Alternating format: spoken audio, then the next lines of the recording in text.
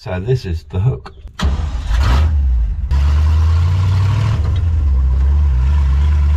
the hook is a 1981 series Land Rover.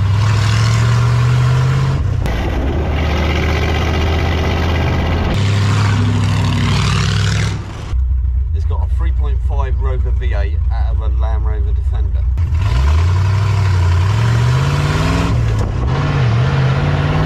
So it's really easy to drive. It's got power steering. It's got servo brakes, discs all round.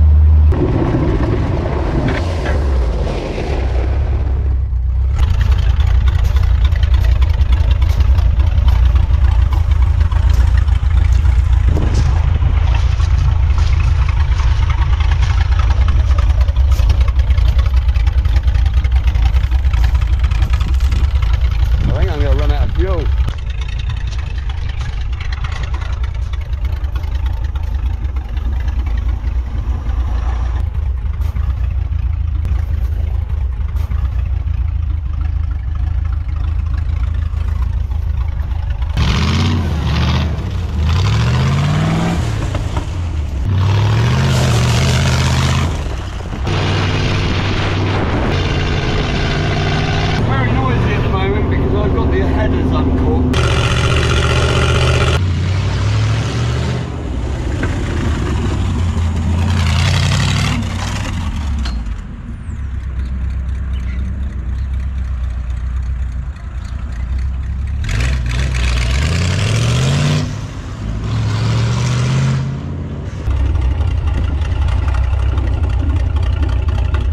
So this is the hook. It's a 1981 Series 3 Land Rover. The cab is a 1946 Chevrolet. It was an army cab. Now she's a bit dented up, but I kind of like it. Power plant is a Rover V8 3.5 litre. It's got a twin 38 D gas carburetor on it, which feeds into a snorkel which comes through the cab, exits out of the scuttle. Rocker covers a small block Chevy, tin covers to give it that old time look. It's got power steering, it's got a winch, and this works fine. The winch cable plugs into there. I mean, I built this as a hot rod, I didn't really build it as a four-wheel drive, even though it is a four-wheel drive. We got the cutouts here. I put them in because it sounds great. The front axle is a classic Range Rover piece. Disc brakes. It's had new CV joints and shafts. Shock absorbers. Defender, I believe, that I put quite heavy ones on. Front springs are standard. Rear axle is a Salisbury from the Defender. Again, this has got disc brakes. The tank was made from an LPG tank. It's like 6 mil, and it's a World War II aircraft filler cap, which I quite liked. The Harvey Frost is an original pickup crane, which you used to get in the 60s. Now I've adapted it slightly and moved the winch from here down to there, which makes it sit on the truck so much better. The battery box is an old MOD toolbox.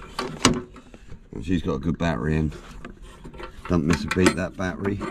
This little door on the rear here means you can get at the master cylinder, because the master cylinder is under the seat. So this little door means you can get at it. The clutch master cylinder is housed under the floor, under that little inspection cover. It's got truck mirrors on there. They look cool as hell. Now there's side lights, and there's your headlights, which are really bright. Rear lights. Rear lights are Chevy. This high level brake lights from a tank turret, came from the Middle East, and that does side light and brake light. Has a jerry can on there. Fuel gauge kind of works, but I never trust them, so it's always handy to have. Radiator is Series Land Rover, and it doesn't overheat. There's an electric fan. Now the electric fan switch is on this switch, and it's got a telltale light.